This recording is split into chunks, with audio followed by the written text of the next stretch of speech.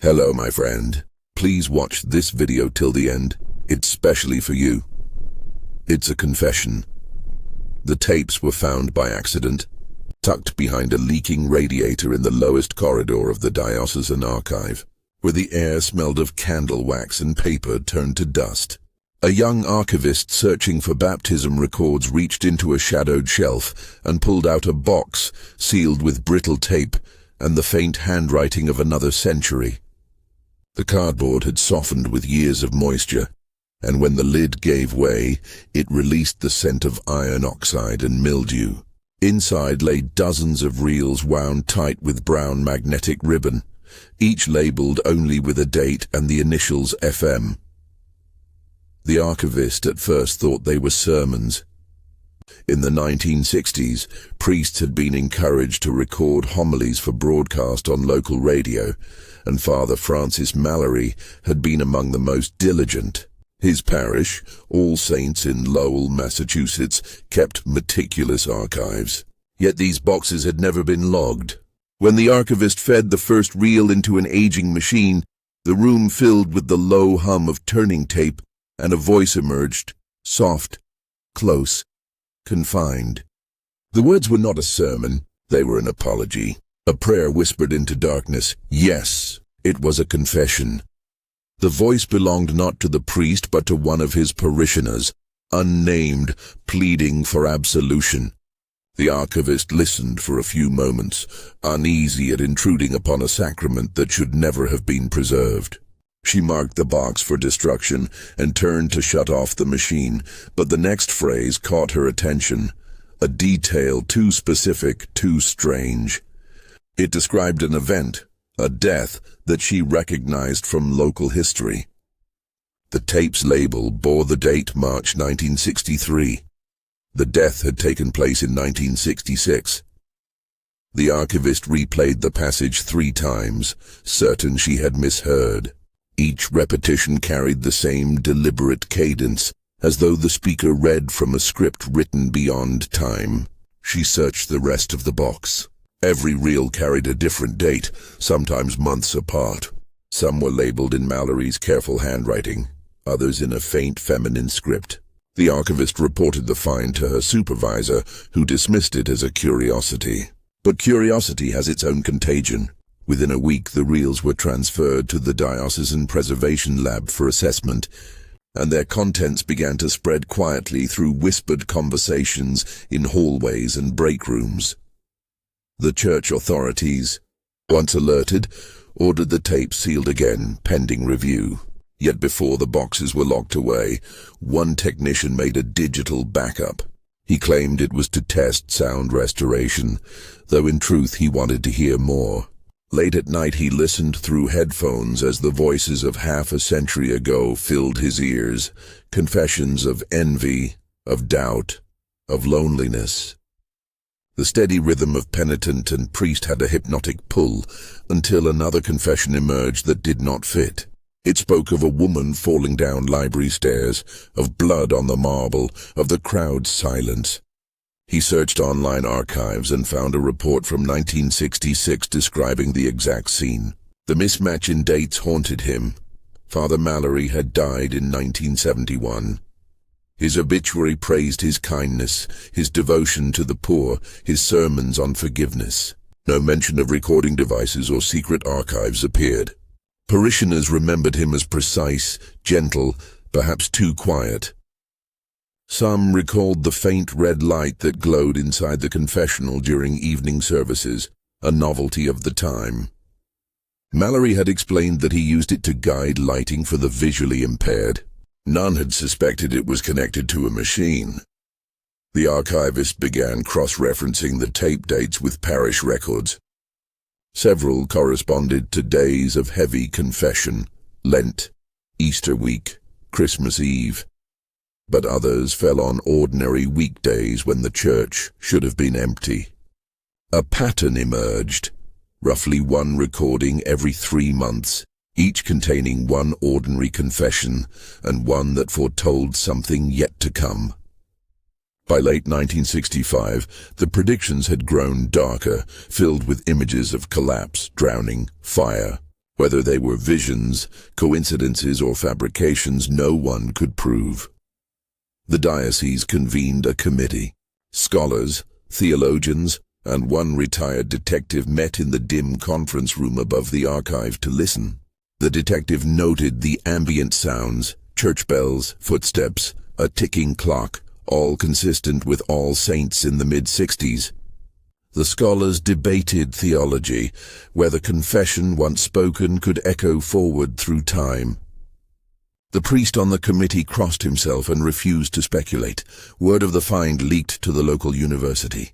A journalist sent inquiries that were ignored, but rumors multiplied online about the Confessional Tapes of Lowell. Amateur sleuths claimed to have copies, though none matched the originals. The archivist who had found them requested reassignment. She could not shake the feeling that someone had been listening to her own prayers. Late one evening, a caretaker discovered that the box of reels had been moved from the locked cabinet. It stood on the reading room table, lid open, one reel missing. No sign of forced entry, no broken seals. Security footage showed nothing but flickering lights at 2:17 a.m., the time when old buildings sigh. The diocese ordered the remaining tapes transferred to a secure vault. The missing reel was never found. What remained continued to puzzle everyone who touched it. The magnetic ribbon carried anomalies, sudden reversals, overlapping voices, faint bursts of static shaped like words when visualized on a spectrogram. Audio engineers proposed cross-recording errors. Theologians whispered of layered time. The more they studied, the more the sound seemed to resist being understood. In the small hours of the morning, the technician who had copied the files played them one last time. He noticed something he hadn't before. Beneath every confession, an almost inaudible murmur, as though another voice accompanied the penitent in parallel speech. When he slowed the recording, the two voices aligned for a fraction of a second. The same phrase repeated through each tape, always in Latin, always incomplete. Tempus auditor, time, is heard. The next day he submitted his resignation. The church released a short statement calling the find a matter of historical interest, its contents not for public circulation. They cited confidentiality, sacramental protection, and the risk of misinterpretation.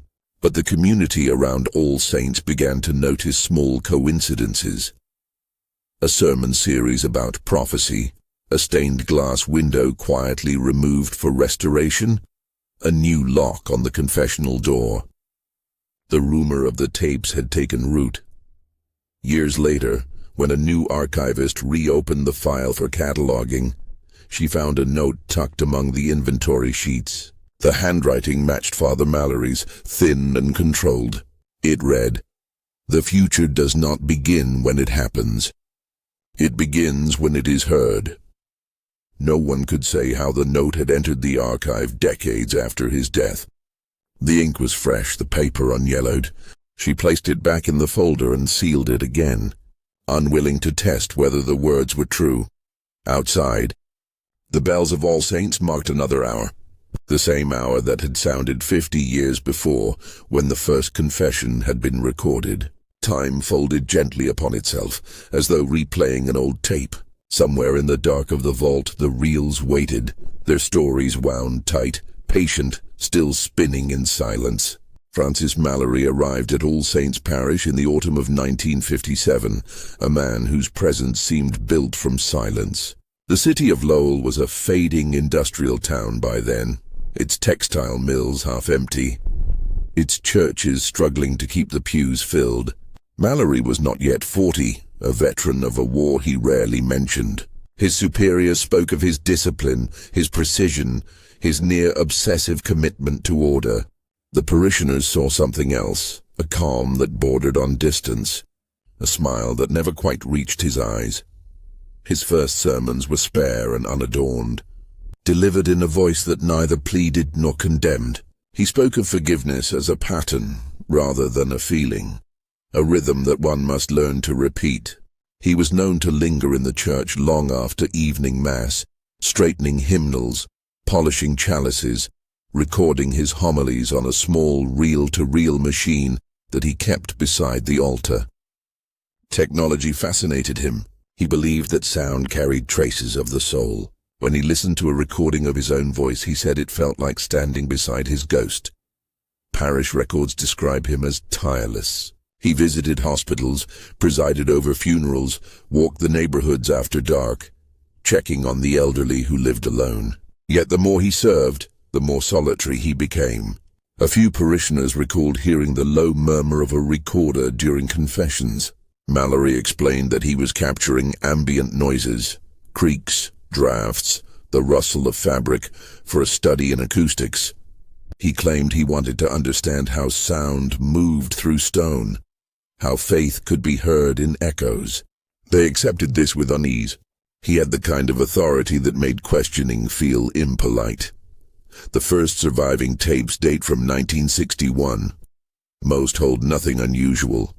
Penance recited, absolutions granted, pauses filled by the faint toll of distant bells. But as the months progressed, something changed. The silences between words grew longer. The tone of Mallory's voice deepened, and occasionally his breathing would quicken, as if he were listening to something just beyond the human range. Parish diaries mention that he began keeping the church doors unlocked at night, insisting that those in need should never find God's house closed. A janitor found him one dawn asleep in the confessional, his hands clasped, the recorder still running. By 1963, Mallory's sermons had taken on a different texture. He spoke of time as a circle, of prayers that could be heard before they were spoken, of sins confessed long before they were committed. Parishioners found these ideas unsettling, but his authority lent them weight.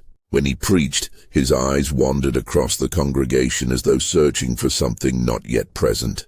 The diocese noted complaints about theological abstraction and advised rest. Mallory ignored the suggestion. In the rectory, his journals reveal an escalating fascination with sound as revelation.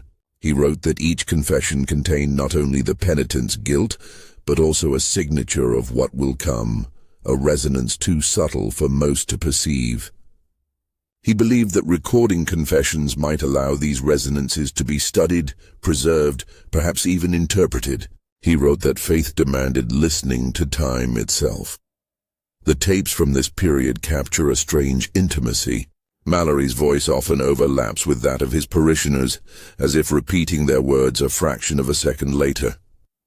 Listeners decades later would describe the effect as haunting, the sense of two minds converging in rhythm. Occasionally there is a faint metallic pulse under the speech, a pattern of clicks too regular to be random.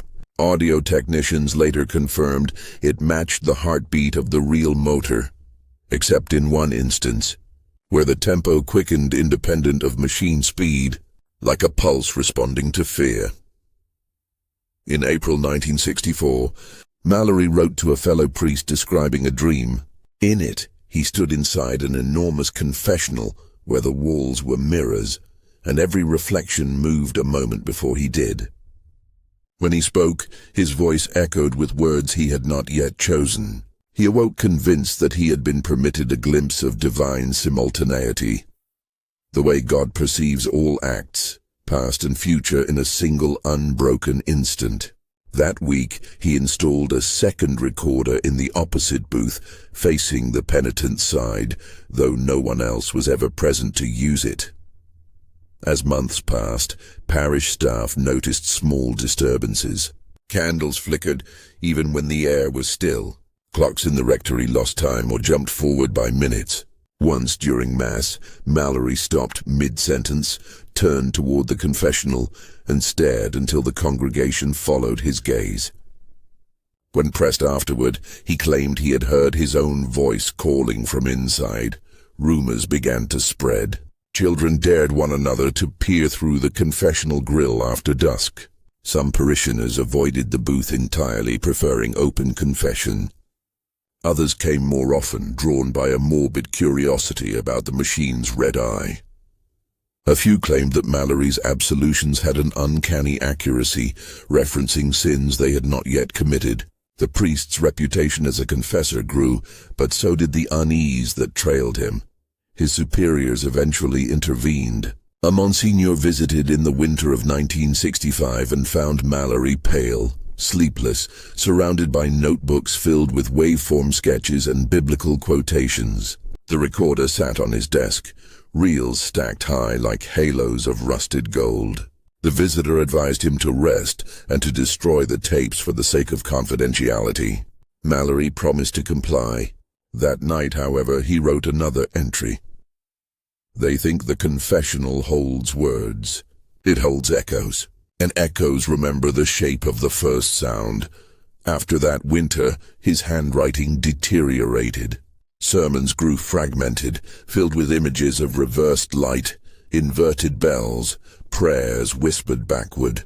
Parish attendance dwindled, yet a core of followers remained, convinced he had tapped into something holy. Some brought their sick relatives to him, hoping he could predict outcomes. He never claimed to heal, only to listen. In June 1966, the church roof was struck by lightning during a thunderstorm, setting fire to the belfry. Mallory refused to leave until every reel of tape was safe. Witnesses later said he carried the box out into the rain as the bells melted overhead. The fire was contained, but the sanctuary never felt the same. Water stains marked the altar where his footprints had stood. In his final years, Mallory appeared both exhausted and serene. He spoke rarely, and when he did, his words came as if remembered from a future dream. Parishioners said his confessions no longer offered absolution. They offered recognition, as though he already knew every secret. In 1971, he suffered a stroke during evening prayer and was found collapsed beside the recorder. The machine was still turning, the tape nearly spent. At his funeral, the diocese praised his service and prudence. None mentioned the recordings. The box vanished into the archive, filed among unused liturgical materials.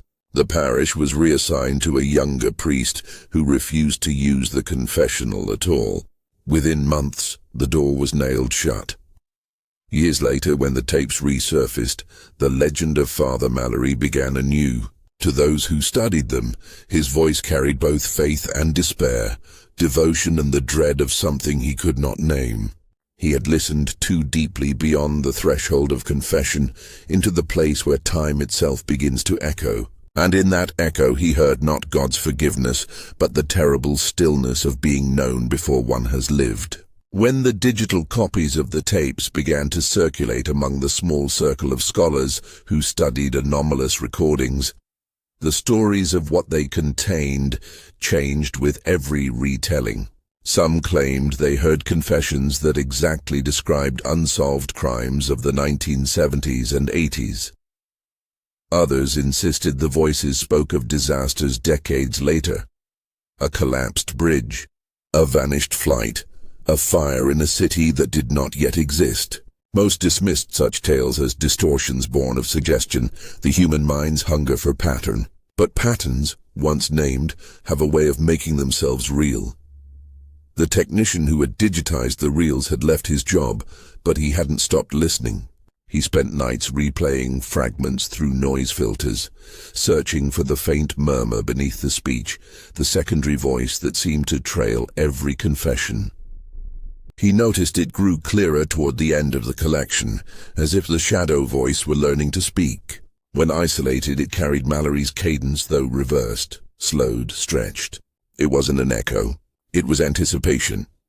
The diocese tried to reclaim the digital files, but copies had already escaped onto hard drives, into cloud storage, and eventually onto the darker corners of the internet, where faith and fascination blur.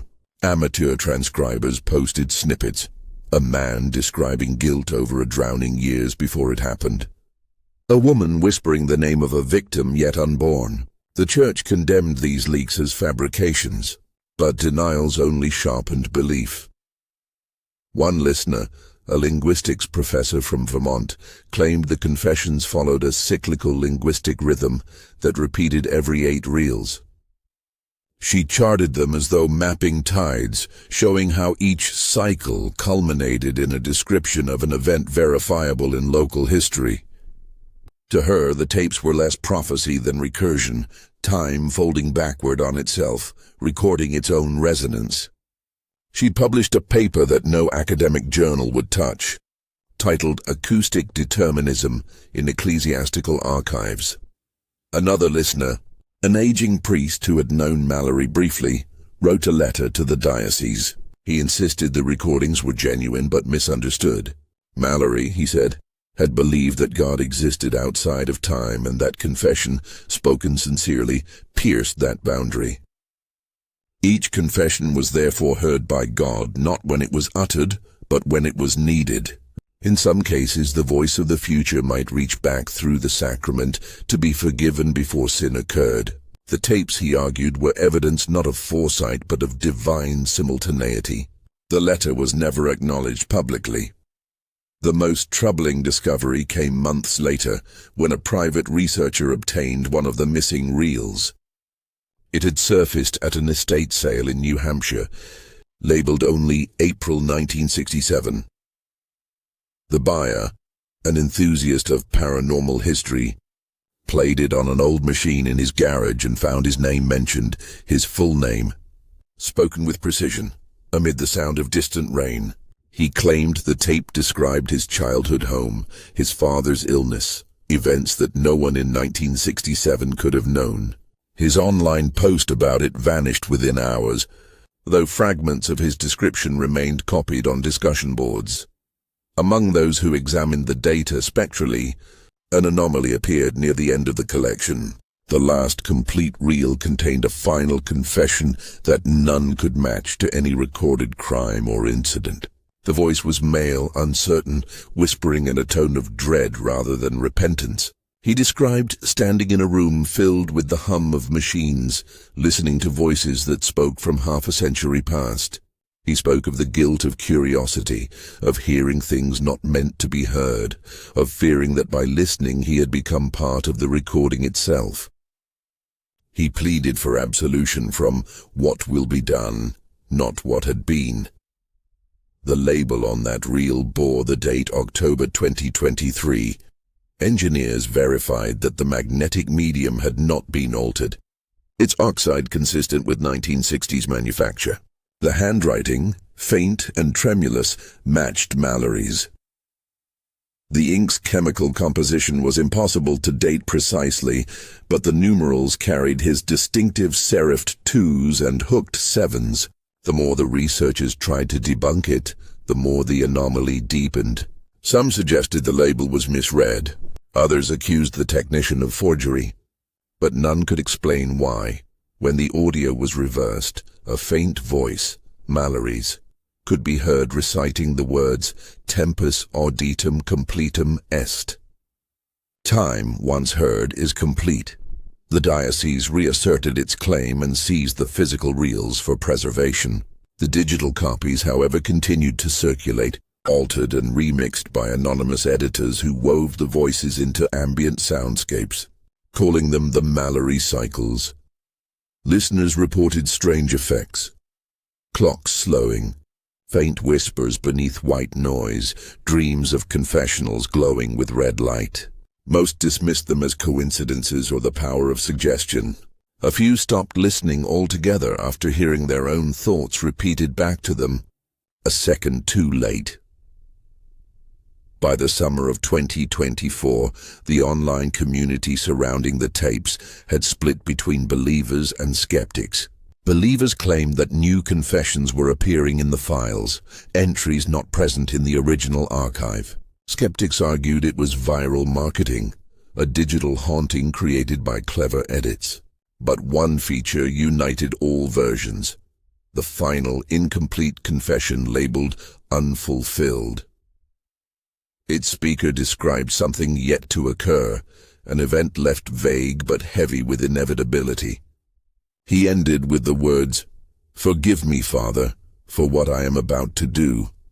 That phrase became the refrain of countless interpretations, art projects, sermons, and think pieces. Some said it foretold an act of atonement, others catastrophe, yet no one could agree on what "about to" meant in the context of a recording that existed outside linear time. Every replay was an act of repetition, each listener participating in the moment of confession as if it were happening now. And if the future begins when it is heard, then each playback could be the instant of inception. The archivist who had rediscovered the tapes left her position soon after.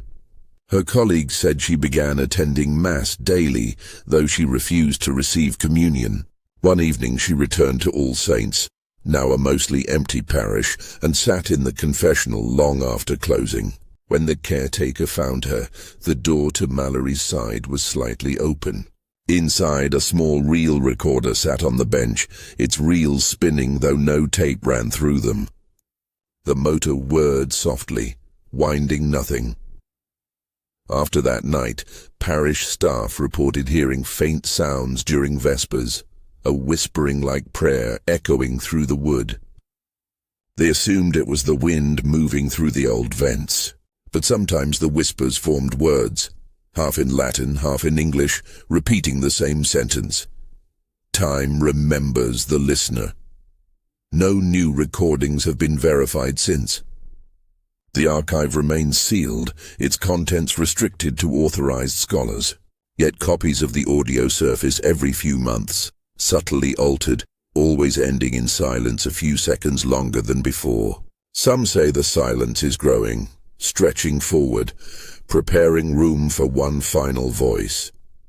Whether that voice will belong to the listener or to time itself, no one can tell. But somewhere, perhaps in an old church or a forgotten server, a reel still turns, and in that slow rotation the future waits to be confessed.